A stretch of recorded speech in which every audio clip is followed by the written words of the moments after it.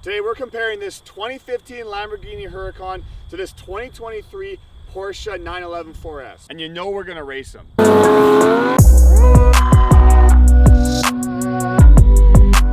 The Huracan has a 5.2 liter V10 engine, which is naturally aspirated, and as you can see, you can actually see it on this car. This car has 610 horsepower. It's an LP610-4, which means it's also all-wheel drive. This Porsche actually belongs to my buddy Thomas, and he's going to talk a little. 3 liter, twin turbo, flat six. Can't see the engine bay, unfortunately. They don't let you see it. They rate it as 470 horsepower, 390 foot-pounds of torque. Turboed, right? Twin turbo. Twin turbo. It's actually my wife's baby, and I don't know if she's going to be very happy about this today.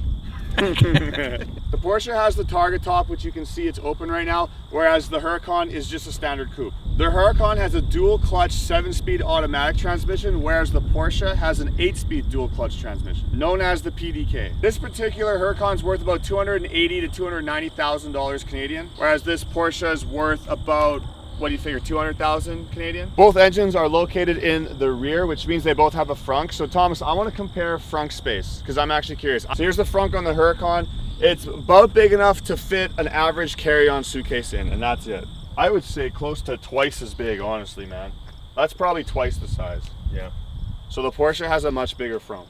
But I want to see how I fit in the Porsche. I'll also show you how I fit in the Huracan. I'm 6'3". So if you're a tall guy, you might want to pay attention. So this is me getting into my Huracan. The seat is pretty much it is all the way back. And I can get in pretty good, but you wouldn't want to be much taller than I am in this car. I have done long road trips with this car and I had no issues, but if there's a little more leg room, that would be nice. Getting out, as long as you're mobile, it's not so bad. This is actually the first time I've sat in Thomas's car. Is the seat all the way back, or I don't know? No. No? Not all the way back. Oh, feels like I have more room in here. Okay, there's definitely some more room in the Porsche. The seats are definitely flatter though. Like my seats definitely hug you a lot more. Something to note is that this car actually is, what, a 4-seater technically? Yeah, 4-seater. There's actually seats in the back. I don't know who's fitting back there. There's not much room, especially with my seat all the way back, but there is room. Honestly, that's more just, in my opinion, you have some storage back there. I don't know who's fitting back there though, man.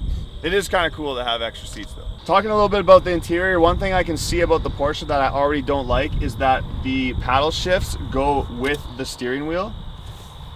I had a C8 Corvette and the same thing. The paddle shifts move with the steering wheel. I don't like that. In my Huracan, the paddle shifts are always right here. Sometimes when you're turning a sharp corner, then you have to think about what side your upshift's on. Or you just randomly downshift in the middle of an intersection and look like an idiot. Put the power on, the Porsche has a actual kind of like a key thing here on this side. And Josh, the guy behind the camera, was just saying something. The reason they put that key on that side is when Porsche originally raced in Le Mans, it was a running start to your race car, and it was quicker to start your car with the ignition on that side. That's why they did that, and they never changed it. Back in my Huracan, like I said, the paddles are fixed to the steering column. So as you move the wheel, the paddles stay in the same place. Something to mention too is that on the Porsche, the signal lights and the wipers are on, standard kind of switches attached to the steering column. Whereas on the Huracan, this is my signal light right here. You start and cancel it like a motorcycle, and then my wipers are also right here on the steering wheel, which I really like. High beams as well, right there on the steering wheel. The Huracan has a fully digital gauge cluster, and then a smaller digital cluster right here just to show some temperatures. And if you had, I believe, a 2020 or newer, then you would have a touch screen here and you'd probably have CarPlay and stuff in it there. But this is a 2015, it just still has buttons. As you can see, the Lamborghini is much lower than the Porsche, but the Lambo does have front lift, which the Porsche doesn't, but it's not necessary. But if I press a button, you can see I can actually lift the car about 2.5 inches, and it helps me get into parking lots and stuff like that. Stereo in the Lamborghini Huracan is actually decent. It's better than I thought it was gonna be. But Thomas, you have it's really good. It was the upgraded Burmeister. Burmeister? Burmeister, that's what it's called, I think. Yeah. Sound system, and it bumps. So the Porsche has a way better sound system. We're not gonna play them because copyright music. It's just something to mention. But it's also the upgraded one. Yeah. So I don't know what the standard one, if it would be comparable to the Huracan. Now we're gonna compare the sound revving these cars.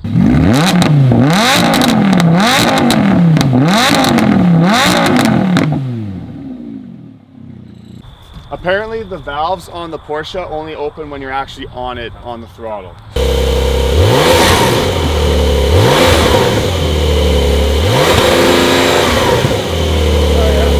There's nothing there. There's nothing there. That is very underwhelming. Yeah, well, it's got a soft limiter of 3,000 RPM. So it doesn't let you rev it? No. Could you tune that out of it? You probably could, but I would look into that. this car is bone stock. Bone stock. Porsches aren't, they're more refined, you know. Meant for the driver's man. Meant for the elderly. Yeah.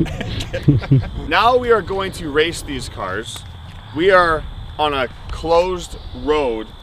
This is all legal, don't worry. We do this safely and with all proper precautions. The Porsche is 3,600 pounds, whereas the Lambo is 3,100 pounds, meaning the Lambo is actually 500 pounds lighter than the Porsche.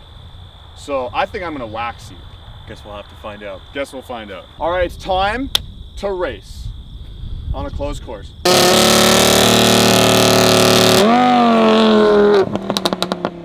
Well, I was still in park. Yeah. He forgot to take it out of park. I was in park.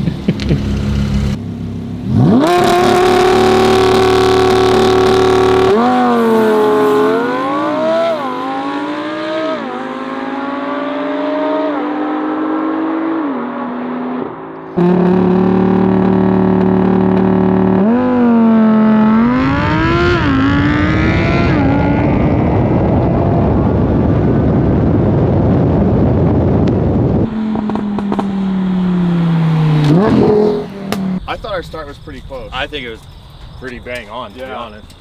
And we launched about the same as soon as it went into like second or third gear. Then you were. Yeah. First gear we were even. First gear was pretty even, and then I started to pull away on him. So I don't know. I don't think we need to do it again. Do you? I don't think so. I think that was a good start. The Lamborghini is definitely faster, but not by a ton. I think we have drawn the attention of a police officer over there. He's probably just watching us to see if we race again. But, I mean, dude, this is a closed highway. No people come on here. Well, you're gonna have to tell your wife she's gonna have to get a new car now. Need a Turbo S now. Yeah. So that's our little video. I mean, this isn't like a motor trend type video. It's just kind of two dudes with nice cars that want to see the difference in racing. So thanks for watching, guys. I hope to see you on another video soon.